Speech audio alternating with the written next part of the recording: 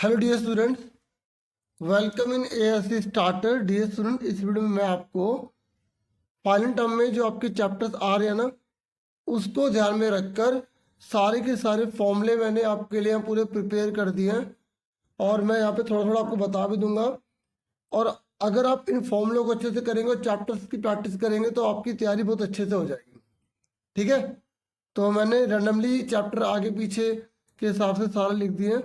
सबसे पहले जो आपका एक चैप्टर है डायरेक्ट एंड इनडायरेक्ट प्रोपोर्शन वाला, उसमें आपके ना दो क्वेश्चन जरूर आएंगे, एक डायरेक्ट वाला और एक इनडायरेक्ट वाला, मतलब इनवर्स वाला। हिंदी इंग्लिश दोनों में लिखा हुआ, आप आराम से देख सकते हैं। ठीक है, क्योंकि कुछ बच्चे कह रहे थे कि सर आप एक लैंग्वेज में बता रहे हो, हमारे को भी बताओ, तो मैंने एक साथ कर दिया यहाँ पे। ठीक है, क्लियर हो गया। अब देखो, डायरेक्ट का मतलब होता है अगर एक बढ़ रहा है तो दूसरा बढ़ेगा, एक घट रहा है तो दूसरा घटेगा। तो जब आप यहाँ पर दो सिचुएशन लिखेंगे ना, तो इस वाले को x1 x2, इस वाले को y1 y2 मानना है। तो ये फॉर्मूला लिखना है आपको। ठीक है, डायरेक्ट का फॉर्मूला ये।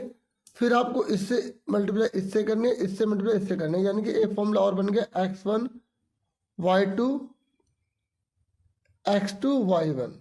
ठीक है, तो अगर MCQ में ये लिखा आ जाए, ये लिखा आ जाए, तो आप टिक कर देना। अगर वो पूछेगा डायरेक्ट का फॉर्मूला कौन सा है, तो डायरेक्ट का मतलब होता है अगर एक बढ़ेगा तो दूसरा भी बढ़ेगा, एक घटेगा तो दूसरा भी घटेगा। एग्जाम्पल दे देता हूँ आपको। जैसे फॉर एग्जाम्पल, अगर आपके पास 100 रुपये है, ठीक है, तो आप मान लेते हैं जो फल बेचने वाला है वो प्राइस चेंज नहीं करता। 100 रुपये में आपको 1 किलो सेब मिलेगा। अगर आप पैसे बढ़ाओगे यानी कि 200 रुपये करोगे तो आपको 2 किलो मिलेंगे। मतलब आप पैसे बढ़ा रहे हो तो वो सेब की मात्रा बढ़ा रहा है ना। अगर आप अमाउंट को इंक्रीज कर रहे हो तो वो एप्पल की क्वांटिटी को इंक्रीज कर रहा है, हाँ या ना। तो इसे बोलेंगे डायरेक्ट। अब आ जाओ, इनवर्स किसे कहते हैं। इनवर्स में क्या होता है, अगर एक बढ़ेगा तो दूसरा घटेगा। जैसे फॉर एग्जांपल मान लेते हैं कि हमें एक मकान को बनाना है, ठीक है, तो अगर उस मकान को 10 जने बनाते हैं, ठीक है, तो वो 100 दिन में बनता है। अब आप कॉमन सेंस लगाओ, अगर उस मकान को बनाने में हम 10 की जगह 20 जने कर दें, तो जो मकान बनने में 100 दिन लग रहे थे, क्या वो 100 दिन लगेंगे या 100 दिन से कम लगेंगे। देखो, हम यहाँ पे जने बढ़ा रहे हैं, लेकिन जो मकान बनने में जो टाइम है वो कम हो रहा है। तो जब एक चीज बढ़ती है दूसरी चीज घटती है, तो उसको हम इनवर्स कहते हैं। और उसका ये फॉर्मूला देखो, इस वाले में x1 y1 है, ऊपर x2 नीचे y2 है, इसमें इन्वर्स कर दिया। यहाँ पर x1 है या y1 है, यहाँ पर x2 नीचे x1 ऊपर है। ठीक है, ये देखो, ये फॉर्मूला याद कर लेना, ये वाला हो या ये वाला हो। क्लियर हो गया। उसके बाद फैक्टराइज वाला जो चैप्टर आपका, उसमें ये काम आएंगे। ठीक है, ये आइडेंटिटी वाले फॉर्मूले, ये आइडेंटिटी है। ठीक है, क्या ये आइडेंटिटी है, तो आपको इसको यूज करना होगा। ये सारे याद कर लेना। और ये भी क्वेश्चन आ जाता है। तो dividend is equal to division into question plus remainder, मतलब जब हम डिवाइड करते हैं तो अंदर वाले को डिविडेंड कहते हैं। ठीक है, ये बाहर वाले को डिवाइजर कहते हैं।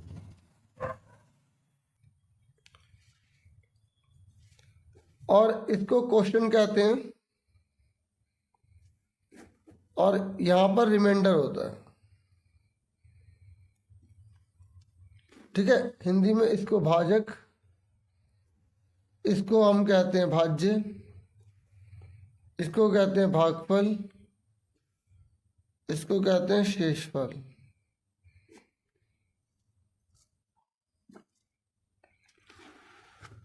उसके बाद है यहाँ पर एरिया ऑफ सर्कल। ठीक है, ये आपका जो चैप्टर मेंसुरेशन से रिलेटेड है, ठीक है, क्षेत्रमिति से रिलेटेड है, क्षेत्रफल वाला, जिसमें ट्रेपीजियम भी है और भी चीजें। तो ये कुछ एक्स्ट्रा है तो वो भी आपके काम आएंगी।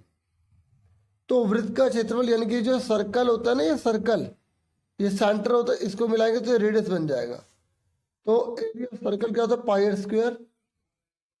सरकमफ्रेंस ऑफ सर्कल क्या होता है, 2 पाई आर। देखो, ये जो बाउंड्री होती है ना, ये बाउंड्री, इसको हम बोलते हैं सरकमफ्रेंस, हिंदी में परिधि बोला जाता है।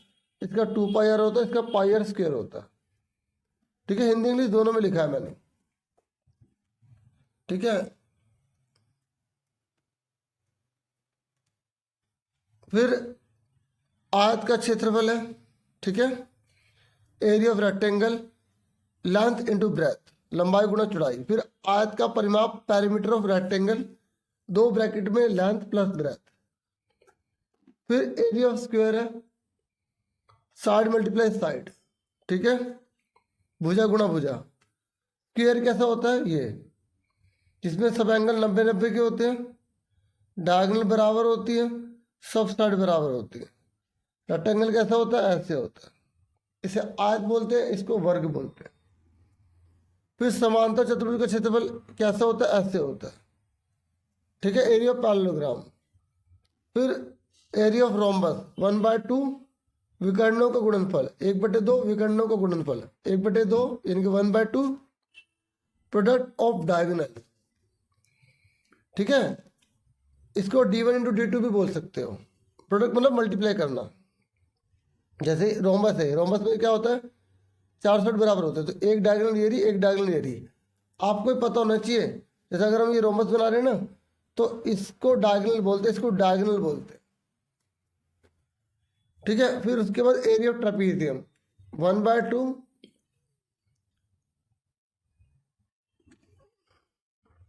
1/2 सम ऑफ पैरेलल साइड, यहाँ मल्टीप्लाई होता है, इनटू डिस्टेंस बिटवीन दैम।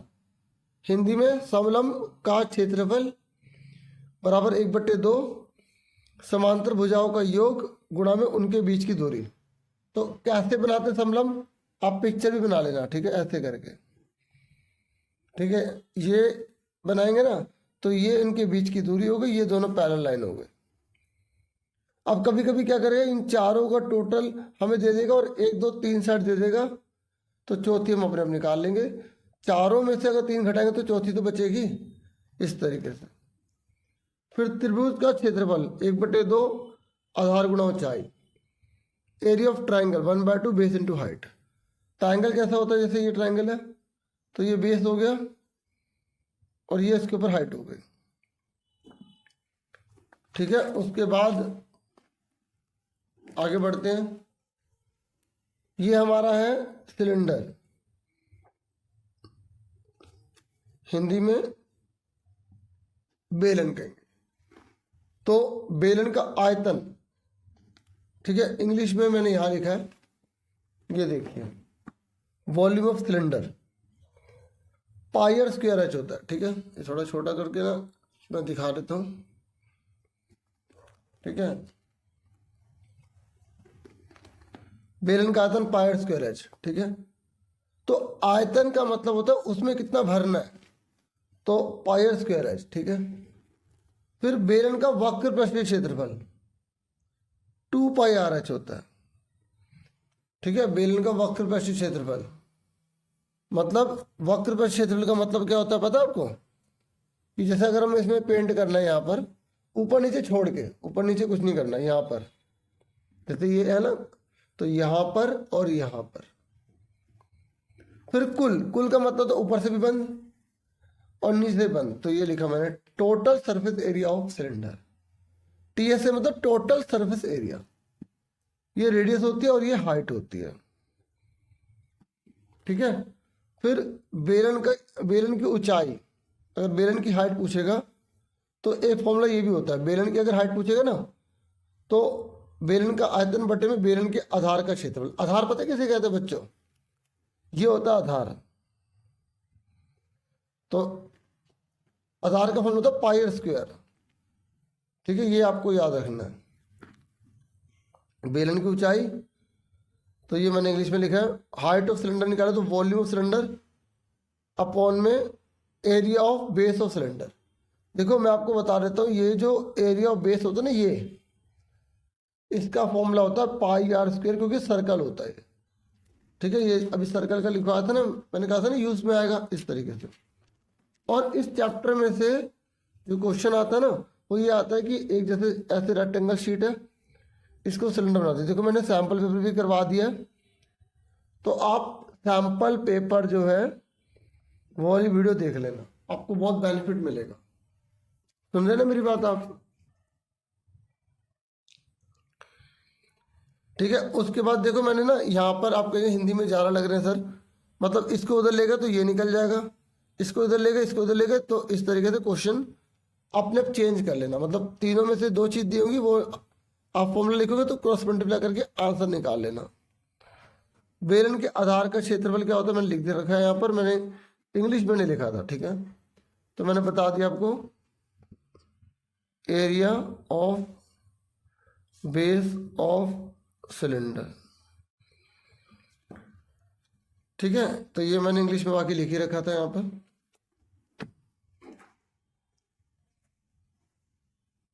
उसके बाद हमारा जो है नेक्स्ट है क्यूबॉइड। देखो ये ना एग्जाम में बहुत बार क्वेश्चन आता है क्यूबॉइड के ऊपर। जैसे मुझे इसमें सबसे लंबा डंडा रखना है, तो सबसे लंबा डंडा यहीं तो रखूंगा इस तरीके से, तो इसको डायगोनल भी बोलते हैं। क्या बोलते हैं? डायगोनल। तो अगर बोले कि लॉन्गेस्ट लोग की लंबाई निकालो, लोग मतलब लट्ठा या डंडा कुछ भी आए, तो आप ये फॉर्मूला लगाएंगे। मतलब ये डायगोनल ही पूछ रहा था, अगर कोई बात समझ नहीं है ना तो पीछे करके दोबारा सुन लेना, आ जाएगी। तो length of diagonal of cuboid ये आ गया। फिर अब मैंने हिंदी इंग्लिश दोनों में इकट्ठा लिखा है, घनाभ का पार्श्व पृष्ठीय क्षेत्रफल यानी कि lateral surface area of cuboid. जब हम लेटरल की बात करते हैं ना, तो ये आपको याद रखना है कि जैसे टोटल कितने फेस होते हैं, 1 2, ठीक है, ऊपर नीचे हो गया, साइड में हो गए, ठीक है, और एक सामने सामने हो गए, टोटल 6 हो गए ना। तो जब हम लेटरल की बात करते हैं तो ऊपर की छत और नीचे की जमीन नहीं होनी चाहिए, बाकी 4 दीवारें। समझे मेरी बात? तो अगर लेटरल बोल रहा है तो ऊपर नीचे से खुला हुआ, इसका फॉर्मूला होगा 2h ब्रैकेट में l प्लस बी। हाइट है, ये लेंथ है, ब्रेथ है, ठीक है। फिर total surface area of cuboid 2 bracket में L B plus B H plus L H. फिर volume of cuboid L into B into H, ठीक है, क्लियर हो गया। उसके बाद ऐसे क्यूब का है, क्यूब मतलब घन जिसमें सब साइड बराबर होते हैं, तो इसलिए अब इसमें 4 इसलिए लिखा क्योंकि ऊपर नीचे तो लेते नहीं है इस तरीके। अगर एग्जाम में 5 वाला बोल दे, अब सुनो इस वाले क्वेश्चन में भी 5 वाला आ जाता है। 5 वाले मतलब जैसे मुझे पेंट करना है तो 4 दीवारों पे करूँगा, छत पे करूँगा, जमीन पे थोड़ी करूँगा। तो उसका फॉर्मूला क्या होगा? अगर आ जाए area of 4 wall with ceiling, 4 दीवारों का क्षेत्रफल छत सहित, तो क्या होगा? 2h L plus B plus L B, मतलब 4 दीवारों का तो ये हो गया, प्लस में ऊपर की छत का कर देंगे। तो ये फॉर्मूला याद रखना, ये अपना पूरी लिख लेना। हिंदी में लिखोगे 4 दीवारों का छत सहित क्षेत्रफल, ठीक है, एरिया ऑफ 4 वॉल। अब ये ना पढ़ाते पढ़ाते कुछ चीज़ें याद आ गई तो बता दी मैंने, क्योंकि एग्जाम में क्वेश्चन आया हुआ है। ऐसे इसमें भी अगर पूछेगा, मान लो अगर वो बोले क्यूब शेप का है तो पेंट करना तो जमीन पे तो करेंगे नहीं, कालीन बिछाएंगे, कुछ और करेंगे या फर्श बनवाएंगे, तो 5 दीवार को, तो area of 4 wall with ceiling, area of 4 wall with ceiling, तो 4 दीवारों का क्षेत्रफल, तो हिंदी में लिखेंगे छत सहित, छत सहित, ठीक है। अगर समझ में आए ना तो सुनाई दे रहा होगा, अब जल्दबाजी में थोड़ा जल्दी लिख रहा हूँ। तो क्या आएगा? 5a²। बाकी देखो सरफेस जो है लेटरल वाला 4a² आ गया। सरफेस एरिया मतलब टोटल, टोटल सरफेस एरिया, अगर सरफेस एरिया लिखा है तब भी टोटल माना जाएगा, ठीक है। तो टोटल सरफेस एरिया जो है वो 6a² हो जाएगा। Length of diagonal of cube √3a हो गया। तो मतलब जैसे अगर मुझे सबसे लंबा लोग रखना है तो यहाँ पर रखेंगे लोग। फिर वॉल्यूम ऑफ क्यूब मतलब उसमें कितना भर सकते हैं, तो a³ आ गया।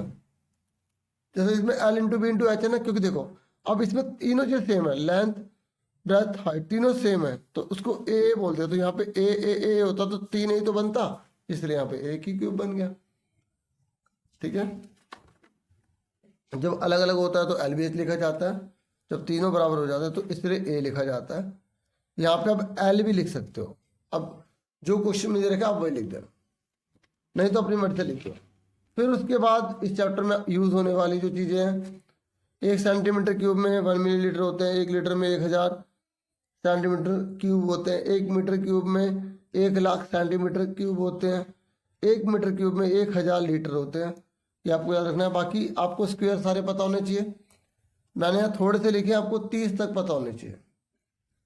और स्क्वायर रूट, 1 का रूट कैसे होता है, 1 होता है। 4 का क्या होता है, 2 दूनी 4, 2 में से 1 बाहर निकलेगा। ये मैंने एग्जाम्पल के तौर पे लिखे थे। 9 का 3 3 9, 2 में से 1 बाहर आ गया। 16 का 4 4 16, 4 बाहर आ गया, इस तरीके से। ठीक है। उसके बाद यह है पाइथागोरस प्रॉपर्टी। ये आपको अच्छे से पता होनी चाहिए। एक क्वेश्चन 100% आते ही आता है। ठीक है, तो आपको पता होना चाहिए कि ये 90 डिग्री का होता है। 90 के सामने वाले को हाइपोटेनस कहा जाता है, और इसको बोला जाता है बेस, इसको बोला जाता है परपेंडिकुलर। ठीक है, ये फॉर्मूला बन गया। 90 के सामने वाले को अलग लिखना है, चाहे वो दिया हो आंसर या ना दिया हो, फॉर्मूला ये रहेगा। ठीक है। अब क्यूब देखो, क्यूब किसे कहते हैं, जिसको 3 बार लिखा जाता है, 1 1 1, इस तरीके से। ऐसी 7 7 7 की मल्टीप्लाई करो। ठीक है, तो कितना होगा, 343।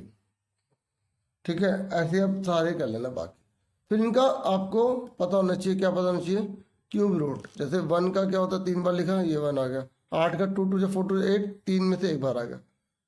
जो घनमूल होता है वो 3 में से 1 बाहर निकलता है। जो घनमूल होता है ना बच्चों, वो 3 में से 1 बाहर निकलता है। ठीक है। फिर उसके बाद जो आपकी बुक में चैप्टर 3 है, तो उसमें सम ऑफ एंगल ऑफ ट्रायंगल। आपको पता ही है कि एक जो त्रिभुज होता है उसके एंगल का टोटल कितना होता है, 180 होता है। अगर वो क्वाड्रिलेटरल है, चतुर्भुज है, तो उसके एंगल का टोटल कितना होगा, sum of angle of pentagon है ये, तो sum of angle of quadrilateral 360 degree. Pentagon कैसे बनाते हैं, इसकी 5 साइड होती है, तो 5 साइड के एंगल का टोटल कितना होता है, 540। ठीक है, मैंने थोड़ा इसे बड़ा कर दिया कि आपको दिखने में परेशानी ना हो। और अगर मान लो हमें पता ही नहीं कितनी भुजाएं हैं, तो क्या होगा, अब मान लो हो सकता है 10 साइड हो, 50 साइड हो, तो n-2 मल्टीप्लाई 180। एन की जगह लिख देंगे। अगर 50 साइड तो 50 में से 2 घटा के 180 से मल्टीप्लाई कर देंगे। देखो बच्चों, अगर ट्राइंगल इसका 180 कैसे है पता है, इस फॉर्मूले में लगा दो। 1 2 3 साढ़े 3 में से 2 गया, एक को 180 से मल्टीप्लाई करा, 180 आ गया। अब इसका देखो कि 3 साढ़े आ रहा है, ये क्या है, क्वाड्रिलेटरल। तो 1 2 3 4 साइड है, तो 4 में से 2 गया, 2 को मल्टीप्लाई करो 180 से, 3 साइड आ रहा है, आ रहा है। ये फॉर्मूला है जिससे सारी चीजें निकलती हैं। फिर आ जाओ सम ऑफ एंगल। अगर वो एक्सटीरियर एंगल हमें पता लगाना। देखो, अगर कोई भी फिगर ले लिया हमने और उसके एक्सटीरियर एंगल बना दिए इस तरीके से, एक ये बन गया, एक ये वाला, एक ये वाला। हमने क्वाड्रिलेटरल ले लिया, इसके एक्सटीरियर एंगल बना दिया। हमने क्या करा, पेंटागन ले लिया, तो इसके भी एंगल का टोटल हमेशा 360 रहेगा। ये लिखा, measures of all exterior angle, sum of measures. ठीक है, तो सभी बाह्य कोणों का कुल माप कितना होता है, 360 होता है। वैल्यू ऑफ एक्सटीरियर एंगल ये हो गया। नंबर ऑफ साइड्स निकाल लिए। अगर साइड्स निकाल लिए ना तो 360 से डिवाइड करेंगे, और अगर एक्सटीरियर एंगल निकालना है तो 360 को नंबर ऑफ साइड से डिवाइड कर देंगे।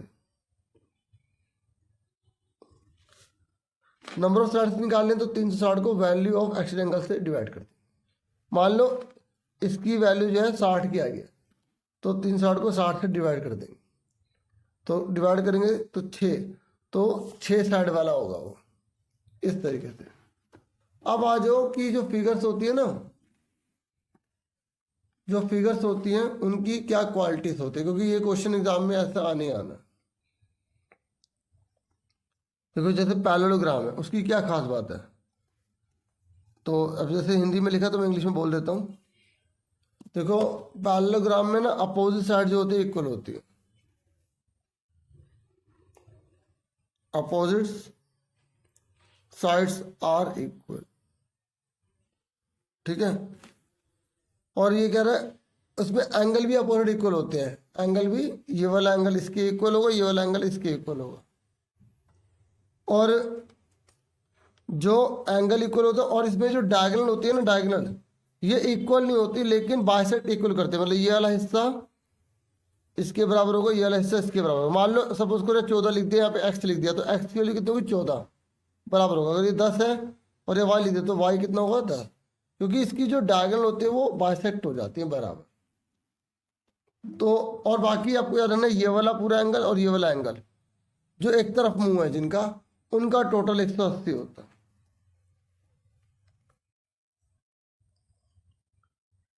ठीक है, क्लियर हो गया आपको। अब उसके बाद आ जाओ रोम्बस पर।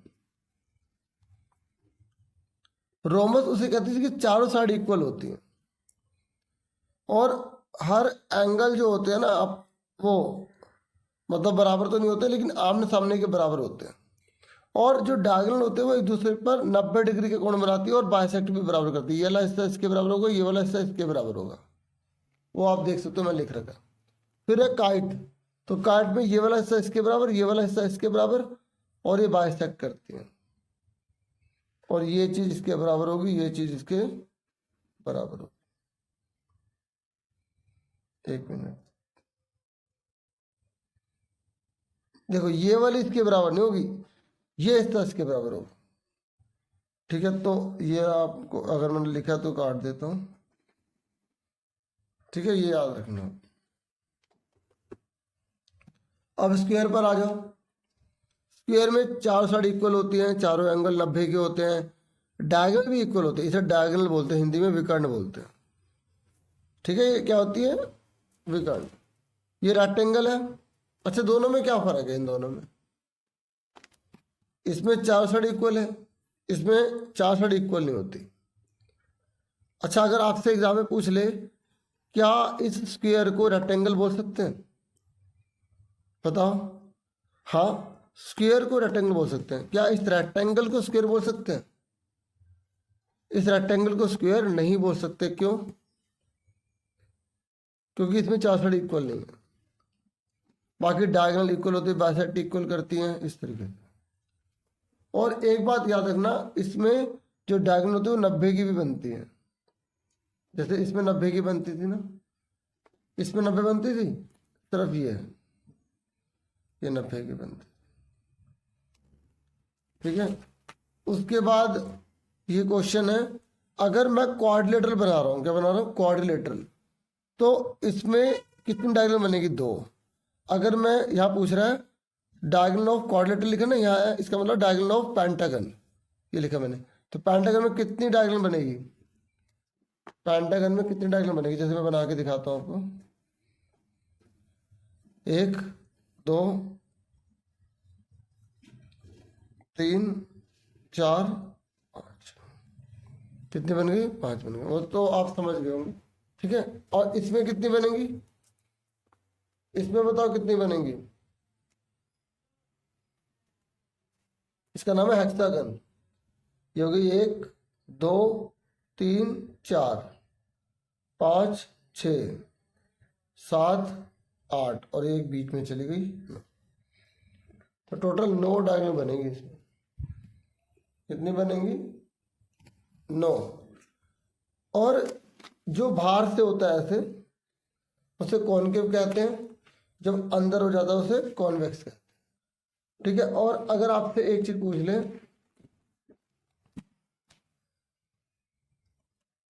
कि रेगुलर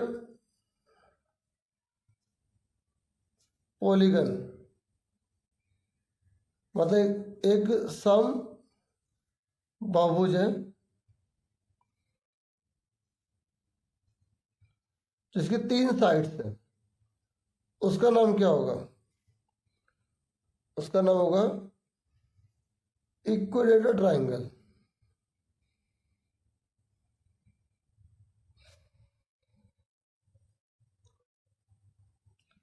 और अगर फोर साइड वाला है, अगर रेगुलर पॉलीगन फोर साइड है तो उसका नाम क्या होगा? स्क्वायर। अगर फाइव साइड पूछ लिया तो बस उसके आगे रेगुलर लगाते हो, रेगुलर पेंटागन। अगर पांच साइड है तो हिंदी में सम पंचभुज। और अगर छह है तो सम षडभुज, सात है तो सम सप्तभुज, आठ है तो सम अष्टभुज, नौ है तो नवभुज। सम लगा देना। हिंदी में हो गया। इंग्लिश में पांच है तो रेगुलर पेंटागन, छह है तो रेगुलर हेक्सागन, और सात है तो रेगुलर हेप्टागन, आठ है तो रेगुलर ऑक्टागन। इस तरीके से चलता रहेगा। अब एक नेक्स्ट चैप्टर की है फॉर्मूले। पी को प्रिंसिपल कहते हैं, आर को रेट, टी को टाइम, ए को अमाउंट मिश्र धन। मतलब जैसे आप बैंक में जमा पैसे कराते 2 साल के लिए, तो 2 साल बाद आपको कितने पैसे मिलेंगे वो कहलाती है अमाउंट। या अगर आपने स्कूटर खरीदी तो 2 साल बाद उसकी वैल्यू कम होकर कितने रह जाएगी, उसे बोलेंगे अमाउंट। ठीक है। तो अगर घट जाती है तो उसे डिक्रीज, बढ़ जाती है उसे इंक्रीज। अगर बढ़ रही है तो प्लस का साइन लगेगा, लेकिन अगर हम स्कूटर वगैरह पर लगा रहे हैं, डेप्रिसिएशन लगा रहे हैं, तो उसकी वैल्यू कम हो रही है। तो हम जैसा कि जानते हैं, जाहिर सी बात है। अब उसके बाद आप देखिए ये सारे फॉर्मूले हैं। ठीक है। अगर डिक्रीज होगा तो माइनस लगा देंगे। अच्छा, यहाँ पर करेक्शन कर लो, ये पी यहाँ पर है, यहाँ पर 1 आएगा। ठीक है। तो ये जैसे ये वाला फॉर्मूला सेम यही है, बस ये माइनस लगा देंगे इसमें। ओके, ये ठीक है। ये गलत है, मैं दोबारा लिख देता हूँ। पी 1 माइनस आर अपॉन में 100, बाहर लग जाएगा टी। आप एन भी लगा सकते हैं। ठीक है। तो इसलिए कहते हैं सुना करो, कई बार क्या होता है मिस्टेक हो जाती है। अब देखो ये प्रॉफिट है, ये प्रॉफिट का फॉर्मूला देखो। एस पी यानी कि कितने का बेच रहे हैं, सीपी यानी कितने का खरीद रहे हैं, विक्रय मूल्य, क्रय मूल्य, selling price, cost price. Profit percent निकालने के लिए प्रॉफिट को ऊपर लिखेंगे, अगर लॉस परसेंट निकालने हैं तो लॉस को ऊपर लिखेंगे, लॉस है। ठीक है। और सीपी नीचे आएगा, सीपी हमेशा नीचे रहेगा। और फिर आप देखिए, अगर सीपी निकालने के लिए आ जाए और प्रॉफिट दे रखा हो तो प्लस लगाएंगे, लॉस दे रखा हो तो माइनस लगाएंगे। अगर एसपी निकालना है तो प्रॉफिट है तो प्लस, लॉस है तो माइनस। आप ये ध्यान रखना डियर, सीपी में एसपी ऊपर है, ये प्लस वाला नीचे है, जबकि एसपी में ये ऊपर है। ठीक है। सिर्फ 100 नीचे है। ये थोड़ा सा ना याद रखना, कंफ्यूज मत होना।